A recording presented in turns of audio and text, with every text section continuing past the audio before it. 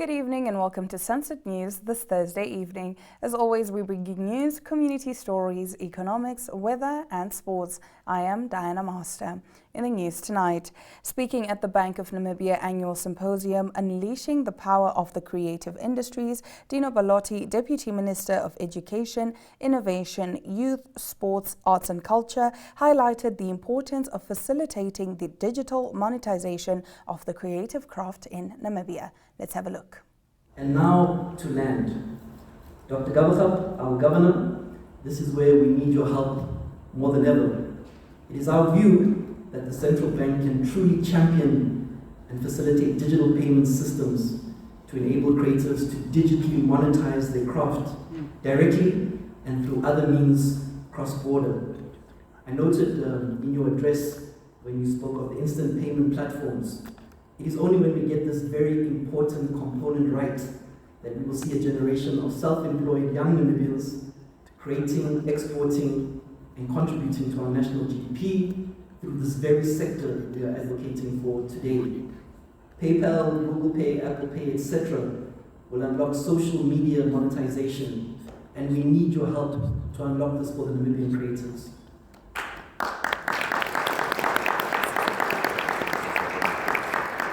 As I now close, allow me to truly thank our central bank for this much needed symposium, which places the creative.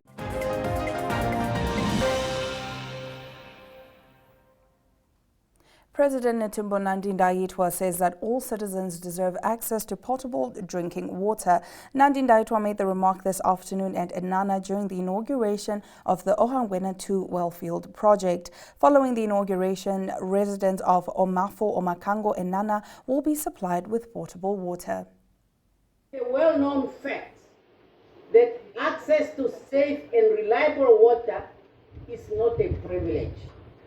It is a human right and a fundamental human dignity.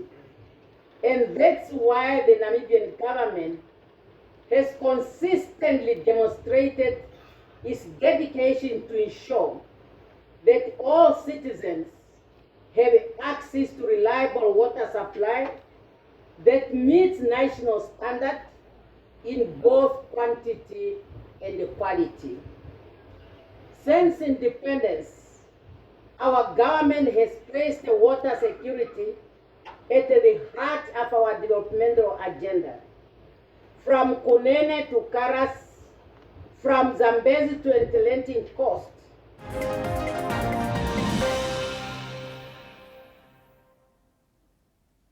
Getting into our next story, a total of 634 employees of Princess Brand Processing in Walvis Bay have received retrenchment notices with their final day set for 15 November. In the petition, the workers asked for immediate designation of exclusive fishing zone, specifically managed by the wet-landed small pelagic sector only, as well as allocating pilchard quotas and that horse mackerel quotas be issued on an interim basis.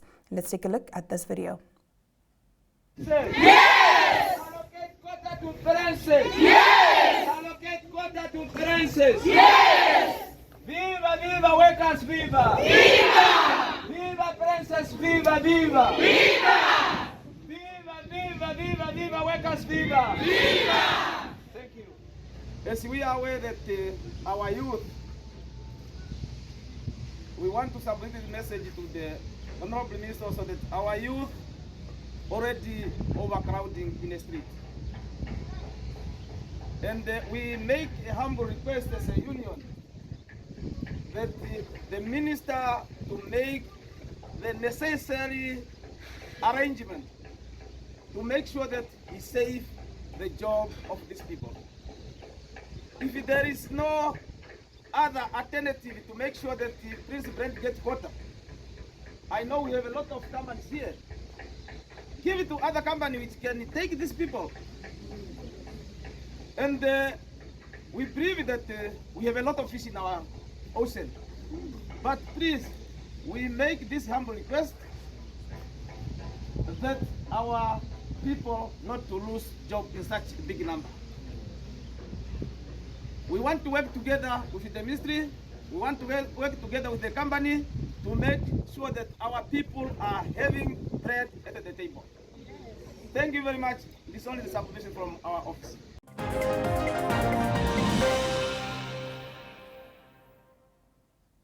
Defence Minister and Acting Minister of Industrialisation, Mines and Energy Frans Kapofi's urgent bill to amend the Petroleum Exploration and Production Act of 1991, which seeks to transfer key decision-making powers from the ministry to the office of the President, has been met with criticism from members of Parliament who argued that with oil production still at least 10 years away, the bill is far from urgent.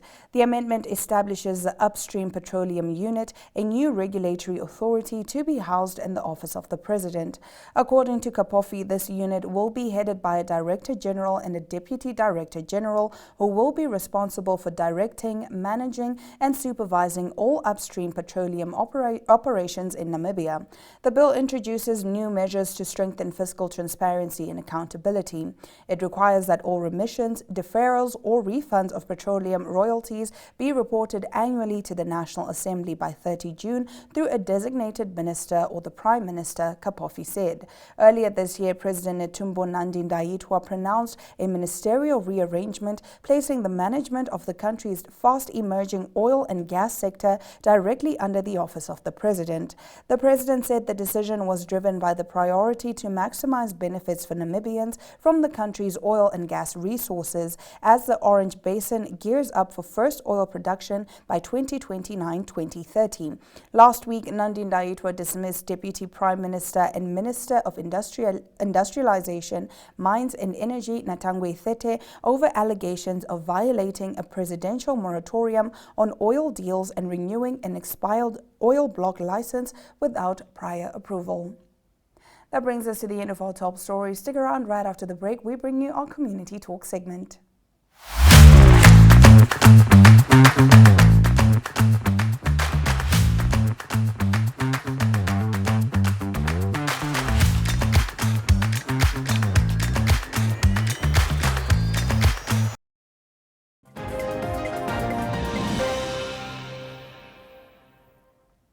Tonight in Community Talk, a severe water shortage has brought the Hoagana's Children's Fund Community Garden project to a halt, threatening years of progress in improving food security, child nutrition and livelihoods in the Hardap region.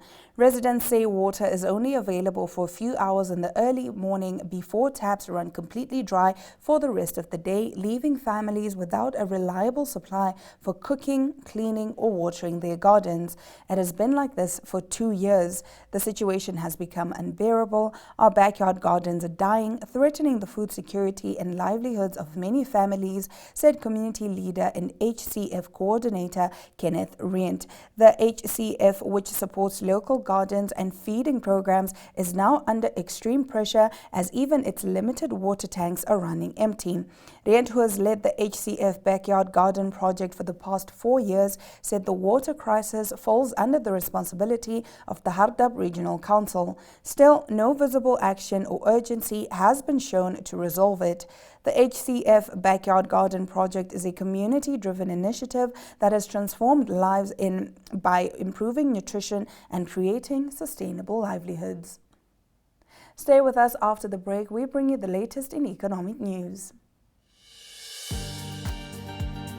Have you ever wondered why Grandma keeps her money under the mattress? And why is Angela uninsured? The Namibia Financial Inclusion Survey 2025 will help us find all the answers. From 6 October till the 4th of November 2025, the Namibia Statistics Agency teams in uniforms with tablets will visit homes across all 14 regions to learn about financial access, informal banking and saving habits. Email us at info@nsa.org.na or at 061 431 3200.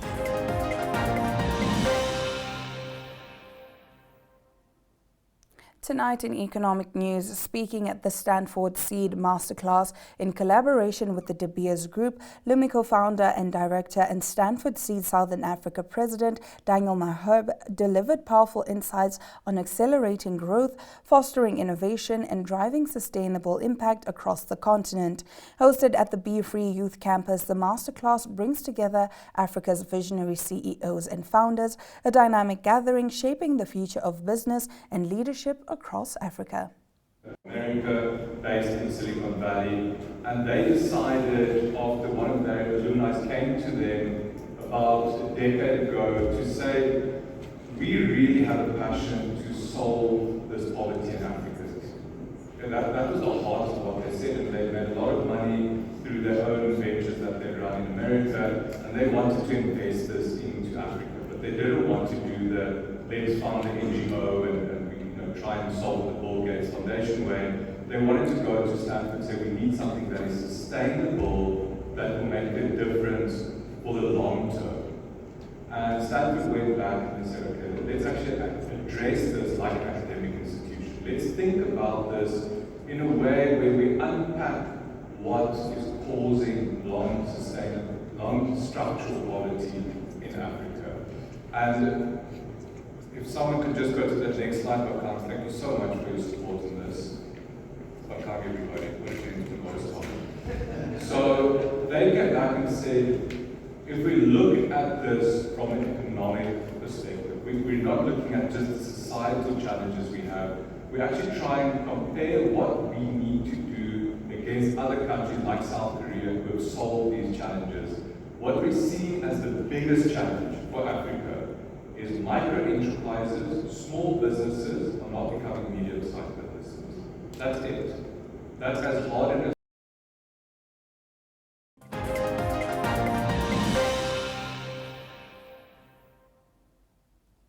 After the break, we bring you international news, and tonight we talk about Angola celebrating the 50th anniversary of its independence from Portugal on Tuesday with a military parade in Luanda. More on this coming up right after this. Life is unpredictable and one needs to be protected against any eventuality. Get Santam legal access from as little as 50 Namibian dollars a month for when you find yourself in need of legal representation due to civil cases, criminal prosecution, and family matters such as divorce, child maintenance, and custody. It also covers labor disputes, disciplinary hearings, and unfair dismissal or retrenchment. With Santam Legal Access, you'll receive free legal advice on almost every legal aspect, whether the specific matter is covered by your policy or not. For true peace of mind and legal protection when you need it most, call us on 061 292 8000. Santam. This is freedom.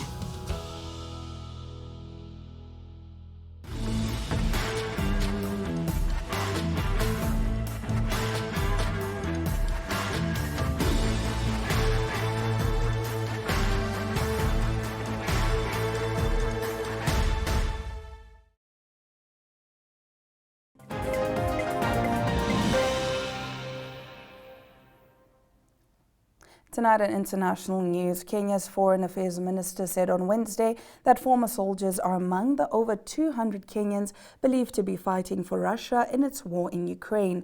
Musalia Mudavadi urged Kenyans to exercise caution, saying recruitment agencies were still actively working to lure more citizens into the conflict on false grounds.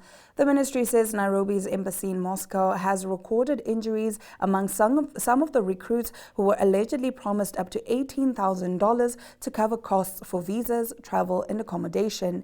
Ukraine last week said that more than 1,400 citizens from 36 African countries are fighting alongside Russian forces in Ukraine. Kenya's President William Ruto has spoken by phone to his Ukrainian counterpart Volodymyr Zelensky, requesting the release of Kenyans detained in the conflict zone. Meanwhile, earlier this month, South Africa said it was trying to secure the repatriation of 17 of its citizens from Ukraine. It said that they had been persuaded to become mercenaries with promises of high salaries and were left stranded on the battlefield in Ukraine's Donbas region. Stay with us. Right after this, we bring you the latest in sports news.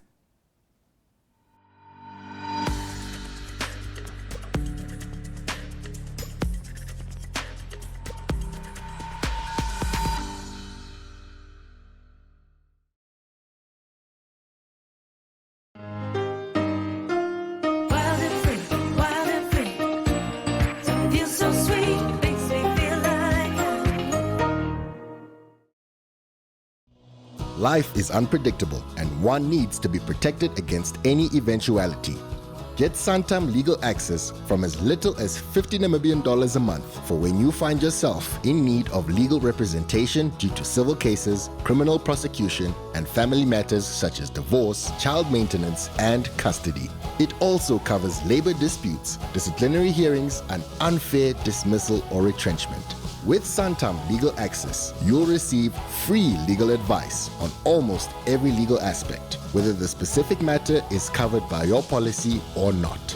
For true peace of mind and legal protection when you need it most, call us on 061 292 8000. Santam. This is freedom.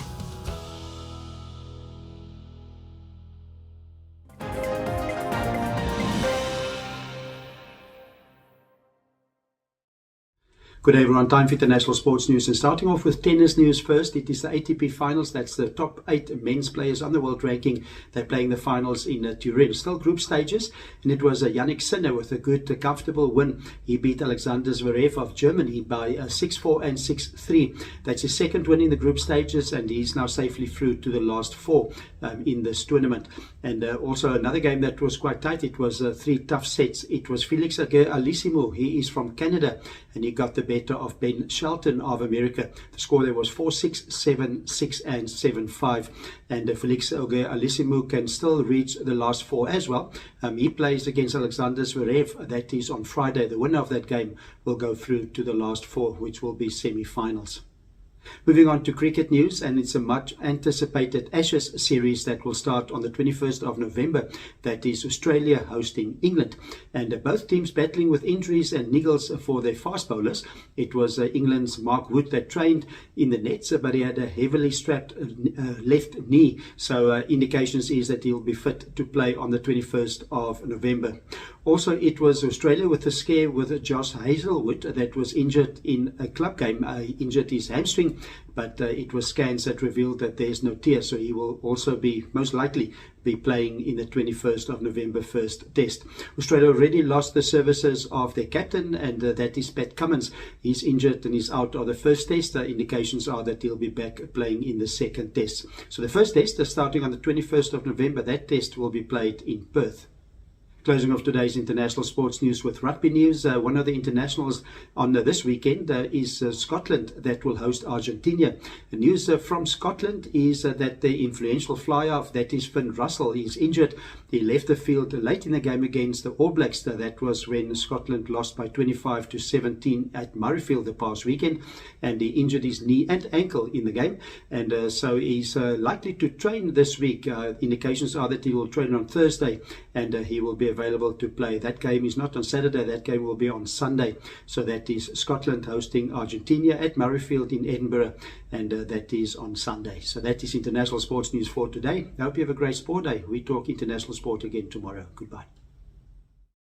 Looking for your next favorite show? Tune in and dive into the action, the flavor and the stories that move you. Get moving with Flicks, where fitness meets fun. For the little adventures, it's active kids, energy, games, and endless excitement. And if you're hungry for ideas, What's Cooking serves up delicious recipes and kitchen tips you can't miss. Dreaming of your future? Career Chronicles brings inspiring stories from professionals shaping tomorrow. En vir die yongstes wat nuuskierig is, Blitz Fokus bring jou vinnige, vars nuus en stories net daar waar dit gebeur. For the youth, by the youth, Generation C connects, inspires and entertains. Don't forget to start your mornings right with Smell the Coffee, laughter, conversation and your daily dose of motivation. Do make sure to catch the latest entertainment news with chill, culture, lifestyle and stories from your community. And don't miss Sports Wrap, all the highlights, analysis and unforgettable moments from the world of sports.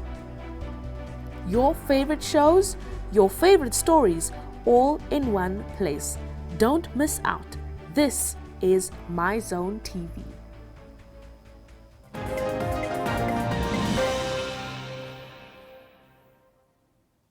And with that, we have come to the end of the broadcast. Make sure you join Sunset News on Facebook and all the NMH platforms, as well as on our website, 102.com. Sunset News screens on DSTV channel 285 and GoTV channel 25 from Mondays through to Thursdays from 7:30 to 8 p.m.